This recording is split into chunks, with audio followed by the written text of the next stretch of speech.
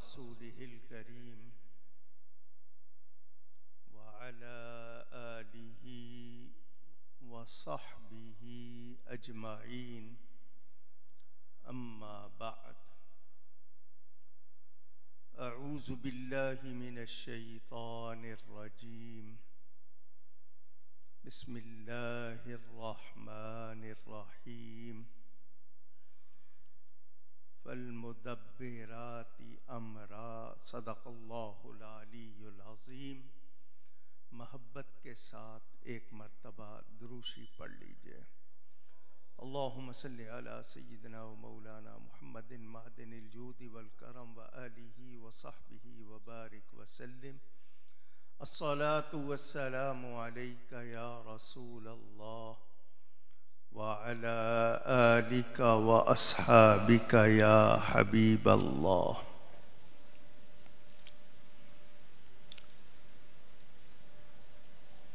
ظہیر صاحب اور ان کے اہل خانہ نے 11ویں شریف کے عنوان سے یہ محفل سجائی ہے۔ اللہ تعالی قبول فرمائے۔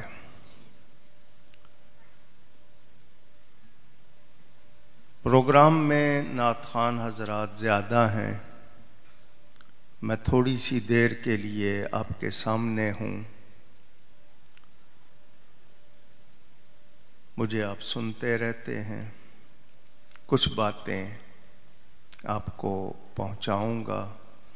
اللہ تعالی مجھے حق بیان کرنے، ہم سب کو حق سن کر اس کو قبول کرنے، اس پر عمل کرنے اور اس پر قائم رہنے کی توفیق عطا فرمائے۔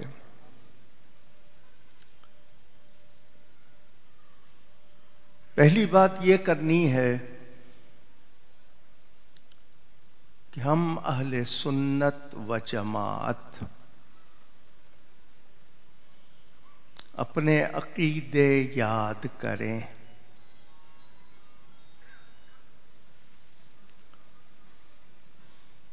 اکثر لوگ ہیں جن کو عقیدے یاد نہیں ہیں۔ جس کو ٹیلی فون بجانا ہے اچھی طرح بجا لے تاکہ میں گفتگو کروں۔ آپ مسجد میں آ کے بھی فون بند نہیں کرتے، افسوس ہوتا ہے۔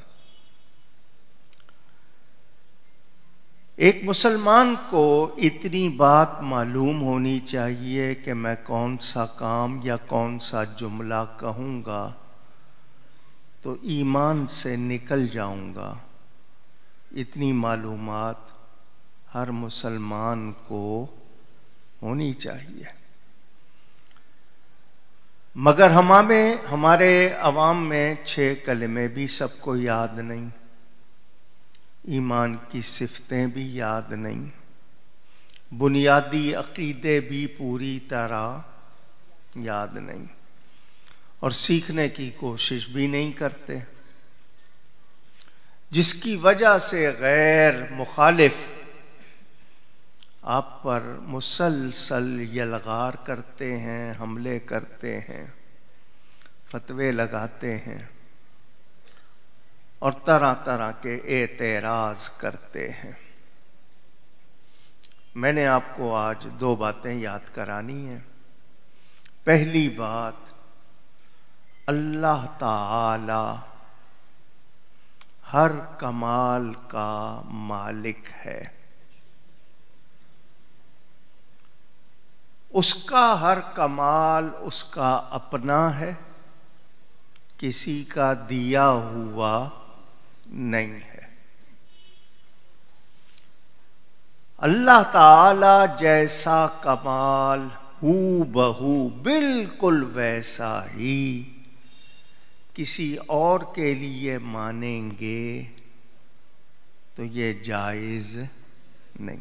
مثلا اللہ تعالی دیکھتا ہے، ہم بھی دیکھتے ہیں، اور اس کو عربی میں بصیر کہتے ہیں، دیکھنے والا۔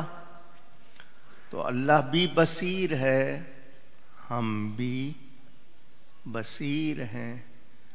بات ایک ہے، لفظ ایک ہے، کیا برابری ہو گئی؟ نہیں. کیوں نہیں ہوئی؟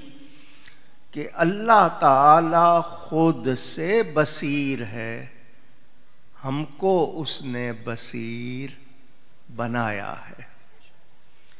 جیسا وہ بصیر ہے ہم ویسے بصیر نہیں.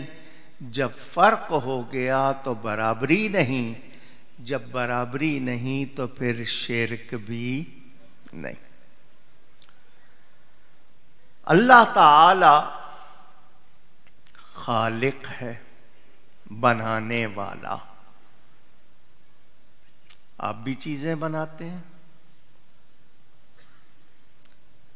آپ کو بہت سی چیزیں بنانی آتی ہیں. انجینئر کہتے ہی اس کو ہیں، کوئی سول انجینئر، کوئی الیکٹرک انجینئر، کوئی مکینیکل ہوتے ہیں، مشینیں بناتے ہیں، کیا کیا بناتے ہیں.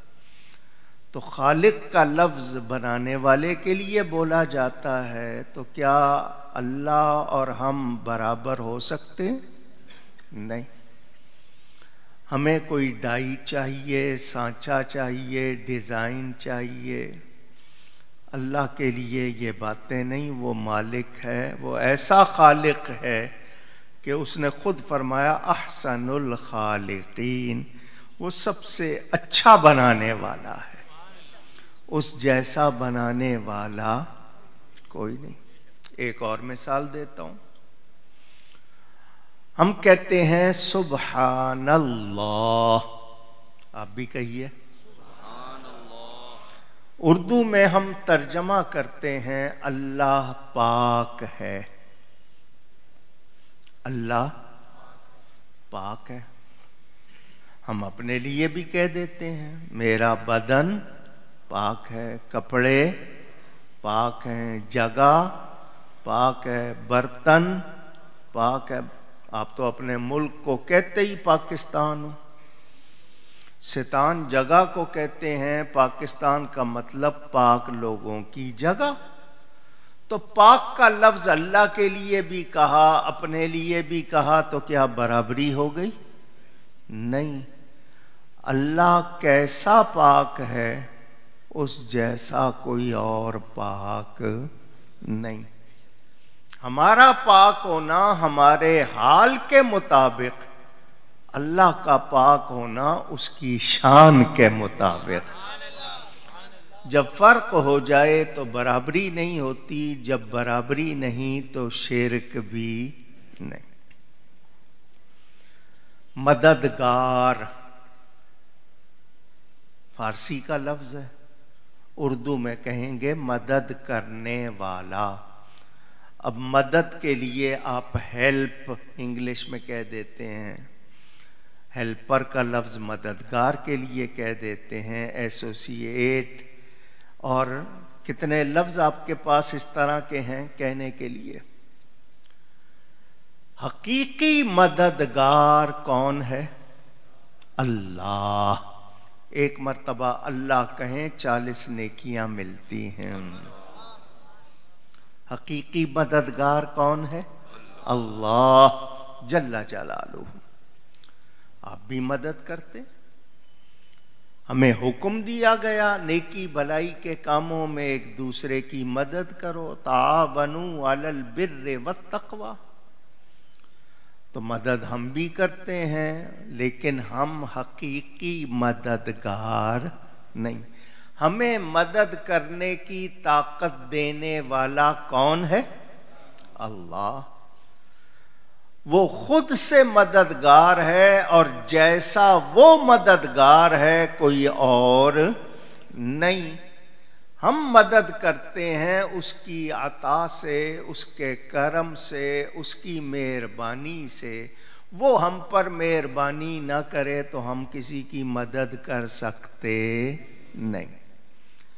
تو اب کسی بندے کو مددگار کہیں گے تو یہ خود سے مددگار نہیں، یہ اللہ جیسا مددگار نہیں، بلکہ اللہ کی مدد کا مظہر ہے.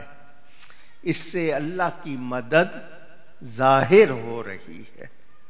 ٹھیک ہے، سمجھ آ رہی ہے بات؟ اب آ جائیں لفظ غوث پر. عربی میں غوث فریاد کو پہنچنے والا. آپ اس کے سامنے فریاد کریں، وہ فریاد کو پہنچے، آپ کے کام آئے. لوگ کہتے ہیں کہ یہ شان تو اللہ کی ہے، غوث تو اللہ ہے. تو تم سیدنا شیخ عبد القادر جیلانی رضی اللہ تعالی عنہ محبوب سبحانی کو غوث کہتے ہو، بلکہ غوث اعظم کہتے ہو، سب سے بڑا غوث. ان کو بڑے پیر صاحب کہتے ہو، تو غوث تو اللہ ہے، تم نے ان کو کہہ دیا. اگر یہی بات ہے تو میں آپ کے سامنے 2-3 باتیں رکھتا ہوں. قرآن کہتا ہے وَمَنْ أَصْدَقُ مِنَ اللَّهِ قِيلًا. اللہ سے زیادہ سچی بات کرنے والا کون ہے؟ اللہ کو صدیق اکبر نہیں کہتے، حضرت ابو بکر کو صدیق اکبر کہتے ہیں. قرآن کہہ رہا ہے یوسف ایھا الصدیق. حضرت یوسف علیہ السلام کو اللہ نے صدیق کہا. غیر نبی نبی کے برابر نہیں ہوتا، ہو نہیں سکتا. پھر حضرت ابو بکر تو نبی نہیں ہے، ان کو صدیق اکبر کیوں کہتے ہو؟ فاروق اعظم، فرق کرنے والا. کفر اور ایمان میں، حق اور باطل میں یہ شان کس کی ہے؟ اللہ کی. آپ تو حضرت عمر کو فاروق اعظم کہتے ہیں. چلو ساری باتیں چھوڑو، پاکستانیوں کی بات کرو. محمد علی جناح کو کیا کہتے ہیں؟ قائد اعظم. اگر کہا جائے سب سے بڑا لیڈر، سب سے بڑا سردار، تو وہ تو حضور ہے. ان باتوں پہ شرک کا فتویٰ نہیں آئے گا. قائد اعظم کہنے پہ شرک کا فتویٰ نہیں، فاروق اعظم کہنے پہ شرک کا فتویٰ نہیں، صدیق اکبر کہنے پہ شرک کا فتویٰ نہیں، غوث اعظم کہنے پہ شرک کا فتویٰ آ جاتا ہے. تو وہ لوگ جو فتویٰ دے رہے ہیں اس کی 2 وجہ ہیں. یا تو وہ جانتے نہیں، یا وہ جاننا چاہتے نہیں. یا تو وہ جانتے نہیں، یا وہ جاننا چاہتے نہیں. قرآن حدیث میں بیان موجود ہے. طبرانی میں ہے حضور صلی اللہ علیہ وسلم کا ارشاد، تم راستہ بھول جاؤ جنگل میں، تمہیں کوئی مشکل پیش آ جائے تو اللہ کے بندے ہیں وہاں، ان کو پکارو. کیا کہو؟ یا عباد اللہ اعینونی. اور دوسری روایت یا عباد اللہ اغیثونی. یہ دونوں الفاظ حدیث میں موجود ہیں. تو کیا نبی شرک سکھا رہے؟ پوچھ رہا ہوں. ایسا ہو سکتا ہے؟ نہیں. تو پتہ چلا اللہ کے بندے اللہ کی عطا سے مدد کرتے ہیں. ان کو مدد کرنے کی طاقت دینے والا اللہ ہے. تو اللہ کی عطا سے ان کو مددگار ماننا غلط. ورنہ آپ اپنی پولیس پہ فتویٰ لگا دیں. پاکستان کی پولیس نے اپنا ایک ڈپارٹمنٹ، ایک شعبہ بنایا ہے، نمبر رکھا ہے 15. آگے کیا لکھا ہے؟ مددگار. لگاؤ فتویٰ ان پہ، پھر پتہ چل جائے گا تمہیں. تو یہ شرک کے فتوے لگانے والے جائز اور صحیح باتوں کو جب شرک کہیں گے تو بتائیں یہ دین پھیلا رہے ہیں یا دین بگاڑ رہے ہیں؟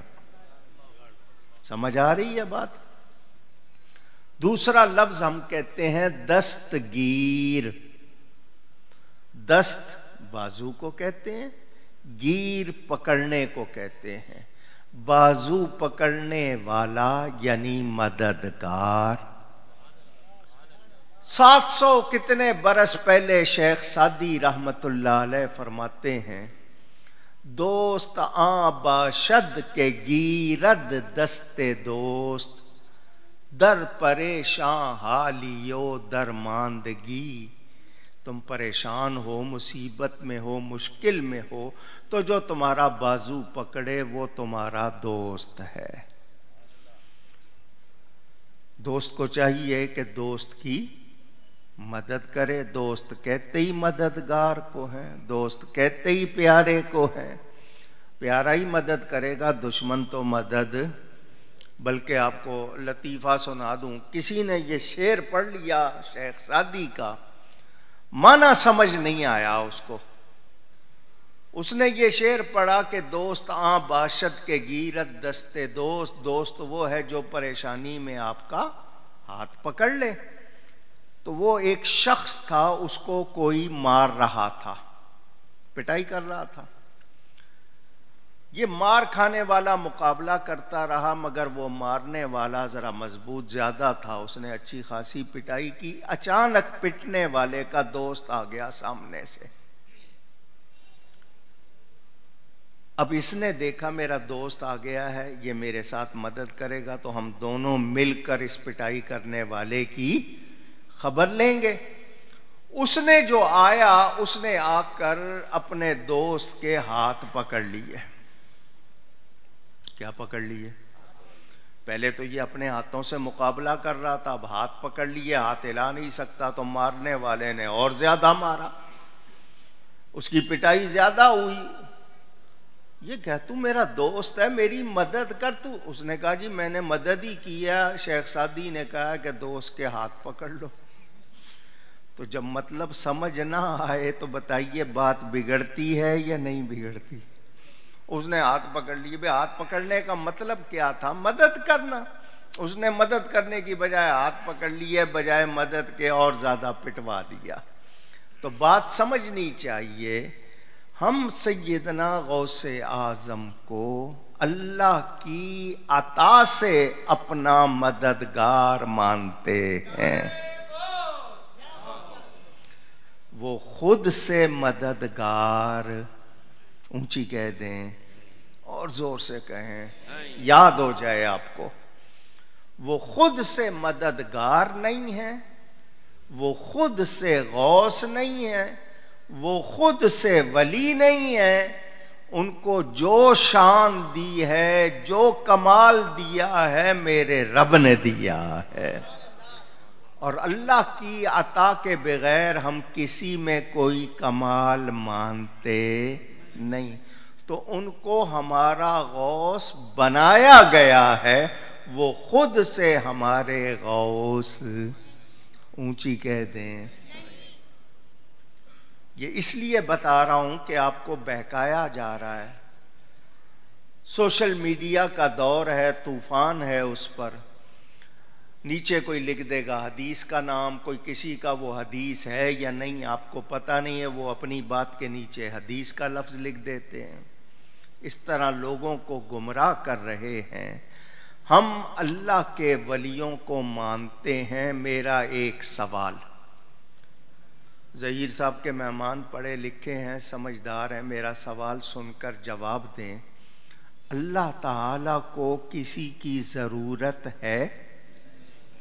آپ سب نے فوراً کہا نہیں، کیونکہ یہ سوچنے والی بات نہیں۔ یقین ہے کہ اس کو کسی کی ضرورت، پھر اس نے ولی بنائے کیوں ہے؟ اس کو تو ضرورت نہیں ہے۔ ولی کہتے ہیں مددگار کو، اس نے بنائے کیوں ہیں؟ اس لیے کہ اس کو ضرورت نہیں ہے، ہمیں ضرورت ہے۔ اس نے ہمارے لیے بنائے ہیں، اس کے مددگار۔ کیا مطلب؟ اس کے دین کی اور اس کی مخلوق کی مدد کرنا، یہ اللہ کی مدد کرنا ہے۔ اگر نہیں سمجھ آتا میں قرآن سے سناتا ہوں۔ حضرت عیسیٰ علیہ السلام اپنی قوم سے کہتے ہیں من انصاری الی اللہ۔ لفظ انصار ابھی گوگل پہ ڈالو، معنی سامنے آ جائے گا، مددگار۔ انصار کس کو کہتے ہیں؟ مدد کرنے والوں کو۔ مکہ مکرمہ سے جو لوگ ہجرت کر کے مدینہ گئے ان کو مہاجرین کہتے ہیں، مدینہ کے رہنے والوں نے ان کی مدد کی ان کو انصار کہتے ہیں۔ تو انصار کہتے ہی مدد کرنے والوں کو ہیں، اگر اللہ کے سوا کوئی مدد کر نہیں سکتا تو ان کو انصار کیسے کہہ دیا؟ اور حضرت عیسیٰ کہہ رہے ہیں اللہ کی طرف کون ہے میرا مددگار؟ قرآن میں ہے، قال الحواریون نحن انصار اللہ، حواریوں نے کہا ہم اللہ کے مدد کرنے والے ہیں۔ تو اگر اللہ کے سوا کوئی مدد کر نہیں سکتا تو پھر دنیا کا نظام چلے گا؟ آپ بڑے بڑے بورڈ پڑھتے ہوں گے، دل کھول کر مدد کرو، تو جب اللہ کے سوا کوئی مدد نہیں کر سکتا تو بندوں سے مدد کیوں مانگ رہے ہو؟ پھر آپ کسی کو کہیں ذرا یہ چیز مجھے پکڑانا، تو آپ نے مدد مانگی نا، جائز ہوگا؟ مجھے پانی پلانا، مدد مانگی ہے نا، جائز ہوگا؟ کوئی چل سکتا ہے؟ نہیں۔ تو کیا مطلب؟ اللہ تعالی خود سے مدد کرنے والا ہے، اللہ کی مخلوق اللہ کی عطا سے مدد کرنے والی ہے۔ تو غوث پاک اللہ کی عطا سے غوث ہیں، وہ سنتے ہیں، دیکھتے ہیں، کیوں کہ اللہ خود فرماتا ہے۔ یہ کوكب نورانی کی بات نہیں ہے، یہ کسی اور مفتی امام کی بات نہیں، اللہ کا فرمان۔ جو میرا پیارا بن جاتا ہے اس کی آنکھیں میں بن جاتا ہوں، اس کے کان میں بن جاتا ہوں، اس کے ہاتھ میں بن جاتا ہوں، اس کے پاؤں میں بن جاتا ہوں، اس کی زبان میں بن جاتا ہوں۔ بندہ خدا نہیں بنتا، خدا بندہ نہیں بنتا، بندہ بندہ ہی رہتا ہے، خدا بندے میں گھس جاتا نہیں، بندہ بندہ ہی رہتا ہے۔ ہوتا کیا ہے؟ آنکھ بندے کی ہوتی ہے، قوت خدا کی ہوتی ہے۔ کان بندے کے قوت، امام راضی فرماتے ہیں اب معنی یہ ہوا کہ وہ بندہ اللہ کی عطا سے دور و قریب دیکھتا بھی ہے، سنتا بھی ہے، مدد بھی کرتا ہے۔ اچھا، جو ولیوں کا کمال نہیں مانتے ان کے ہاتھ میں ٹیلی فون ہے۔ آج تو شاید ہی کوئی بچا ہوگا، ہر ایک کے ہاتھ میں ہو گیا، آپ اس کے بیمار ہو گئے، اب کے ہاتھ میں فون ہے۔ میں کہتا تھا ہتھیلی کی طرح نبی دنیا کو دیکھتے ہیں، کوئی نہیں مانتا، اب ہر کوئی اپنی ہتھیلی میں فون رکھ کے دنیا دیکھ رہا ہے۔ سمجھ آ رہی ہے بات آپ کو؟ لیجئے جی، اس فون سے آپ کا رابطہ سیکنڈوں میں دنیا کے ہر کنارے پر ہوتا ہے یا نہیں؟ پوچھ رہا ہوں۔ آپ ویڈیو کال بھی کر لیتے ہیں، دیکھ بھی لیتے ہیں۔ اس کا نظام ایسا بنایا ہوا ہے، اس میں سسٹم نظام ایسا ہے، آپ کراچی بیٹھے ہیں، امریکہ میں آپ کا کوئی گھر ہو، اس میں آپ نے ریفریجریٹر جس کو آپ فریج کہتے ہیں، اس کے اندر کوئی چیز رکھی ہے، آپ یہاں بیٹھے بیٹھے دیکھ سکتے ہیں۔ یہ آپ کے فون میں یہ نظام موجود ہے۔ آپ کیمرے فٹ کر لیتے ہیں، آپ جہاں چاہیں بیٹھ کر اپنا گھر دیکھ رہے ہیں، جو بھی دیکھ رہے ہیں، آ رہا ہے جا رہا ہے، اسی ٹائم آپ کو دکھاتا ہے یہ فون یا نہیں؟ اچھا جی، نیویگیشن سسٹم آپ کی گاڑیوں میں بھی ہے، ٹیلی فون میں بھی ہے، لوکیشن بھیج دو مجھے۔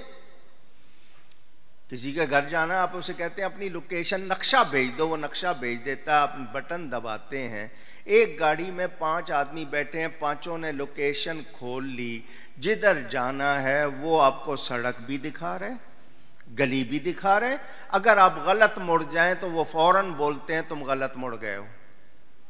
وہ ایک سسٹم میں کروڑوں کو کنٹرول کر رہے ہیں۔ جب مادیات کا یہ عالم ہے، روحانیات کا کیا عالم ہوگا؟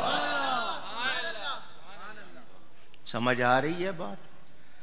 تمہاری بنائی ہوئی چھوٹی سی اتنی سی مشین میں سب کچھ آ سکتا ہے، جس کو اللہ اپنا ولی بنائے اس کو کچھ نہیں آتا۔ سائنسدان کہتے ہیں ہم روحانیات کا مقابلہ کر سکتے نہیں۔ محبت والوں کو ایک بات سنا رہا ہوں، سب کو سمجھ نہیں آئے گی لیکن سنیں گے سب۔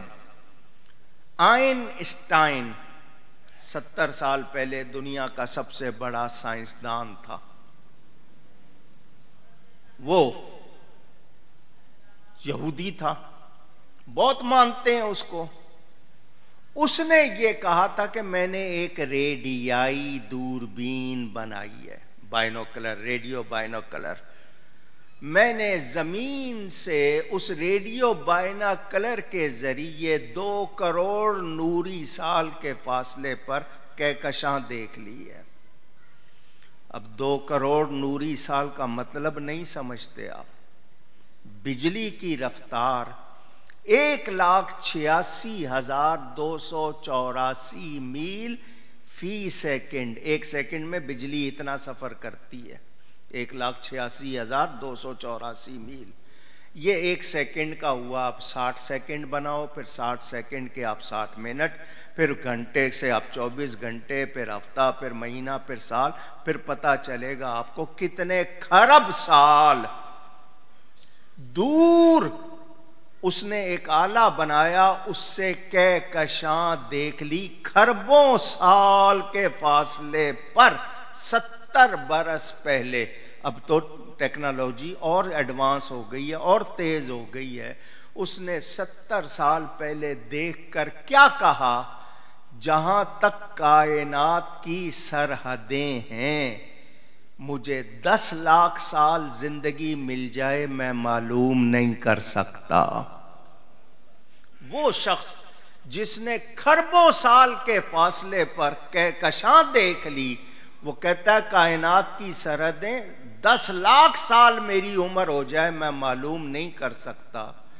اور سیدنا غوث اعظم فرماتے ہیں نظرت الی بلاد اللہ جمعا کخردلۃ علی حکم اتصالی، میں اللہ کے سارے ملکوں کو اس طرح دیکھتا ہوں جیسے ہتھیلی پہ رائی کے دانے کو دیکھتا ہوں۔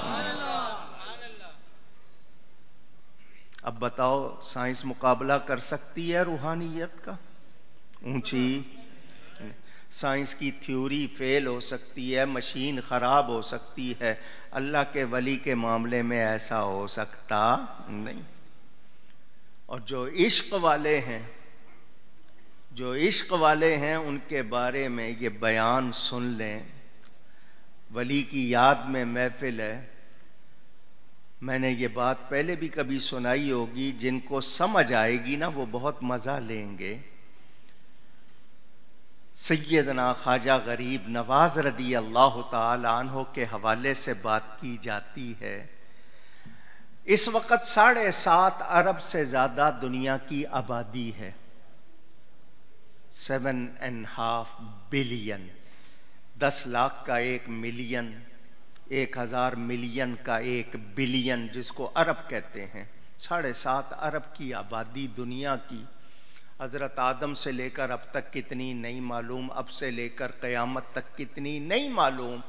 کسی نے پوچھا کہ قیامت کے دن اس ساری مخلوق کا حساب کتنی دیر میں ہو جائے گا؟ انہوں نے کہا چند لمحوں میں ہو جائے گا، تھوڑی سی دیر میں۔ مگر اب جملہ سنیں عاشق کے لیے، وہ کہتے ہیں جو اللہ کا عاشق ہے، جو نبی کا عاشق ہے، 100 بار قیامت برپا ہو اس کے ایک لمحے کا حساب نہیں ہو سکتا۔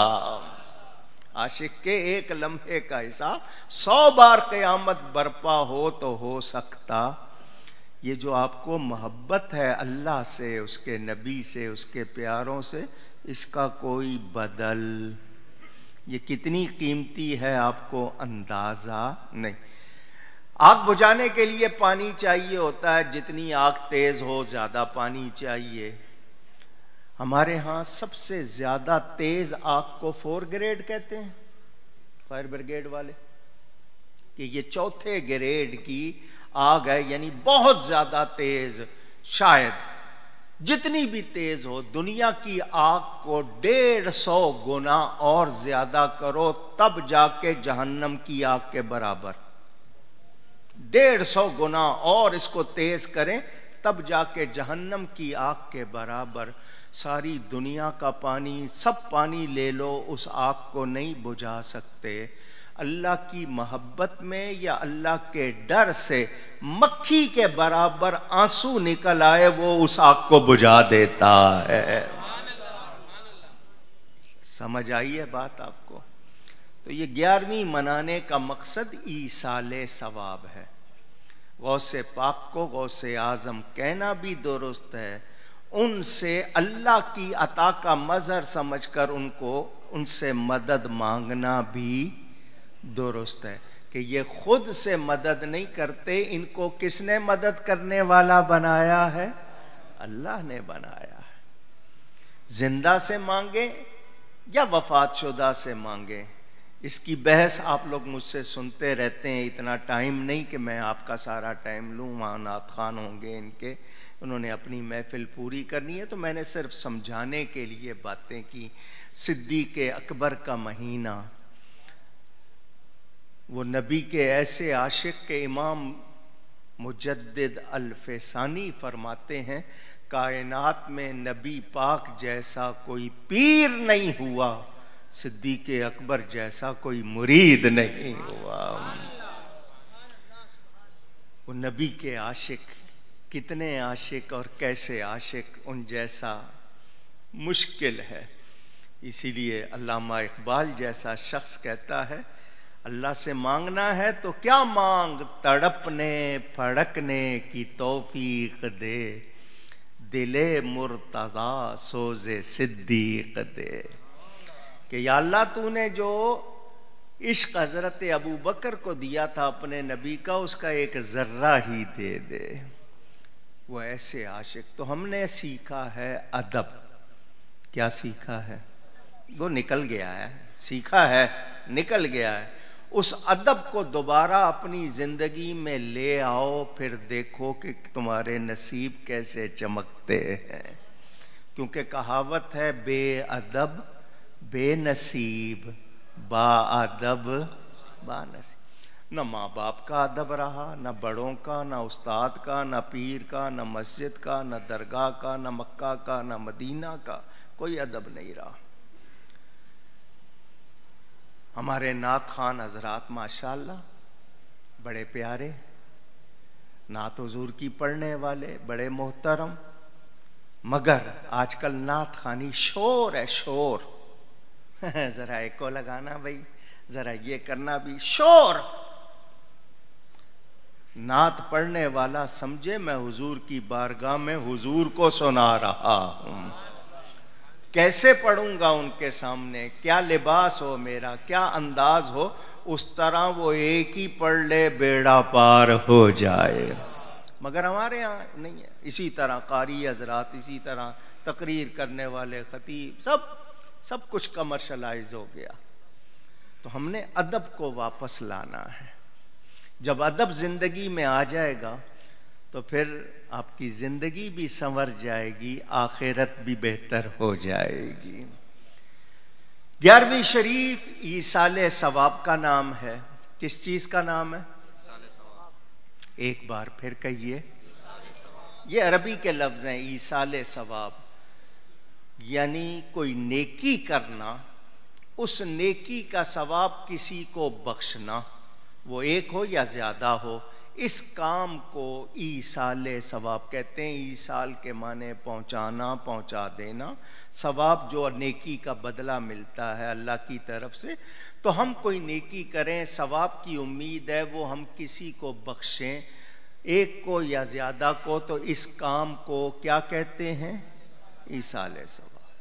یہ قرآن سے بھی ثابت ہے، حدیث سے بھی ثابت ہے۔ تو 11ویں شریف نام ہے ایصال ثواب کا۔ 11ویں نام رکھو، کنڈے رکھو، 30 7واں 10واں 20واں چیلم عرس برسی، یہ سب نام ہیں، اصل چیز ایصال ثواب، اور اس میں کوئی اختلاف نہیں ہے، یہ انعام ہے۔ مثلا میں نے پڑھی بسم اللہ الرحمن الرحیم، اتنا پڑھا، مجھے 190 نیکیاں ملی۔ کتنی؟ آپ نے سبحان اللہ پڑھا، اس میں 9 حرف ہیں، 90 نیکیاں مل گئیں۔ اب میں نے بسم اللہ الرحمن الرحیم 100 مرتبہ پڑھی تو 190 سے ضرب دے دینا ہیں، تو اب اتنی نیکیاں میرے پاس ہیں، میں کسی کو بخشوں میرے ثواب میں کمی نہیں ہوگی، جتنوں کو بخشوں گا ان کو بھی پہنچے گا۔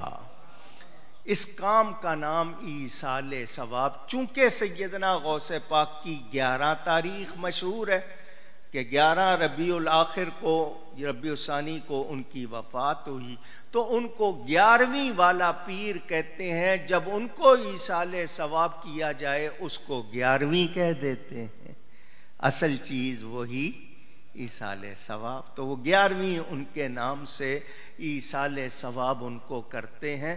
تو جب اللہ والے کو ایصال ثواب کرتے ہیں ان کی روح خوش ہوتی ہے، تو کوئی اللہ والا خوش ہو گیا تو سمجھو اللہ خوش ہو گیا۔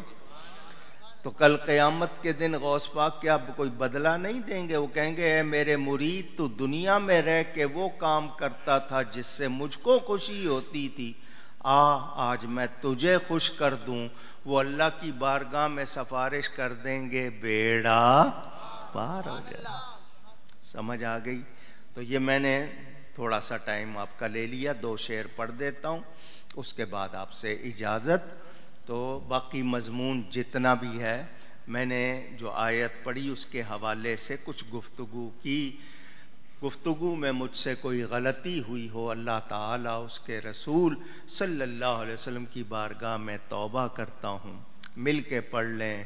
تو ہے وہ غوث کے ہر غوث ہے شیدا تیرا، جہان بھر کے غوث بھی غوث پاک کے شیدائی ہیں۔ تو ہے وہ غوث کے ہر غوث ہے شیدا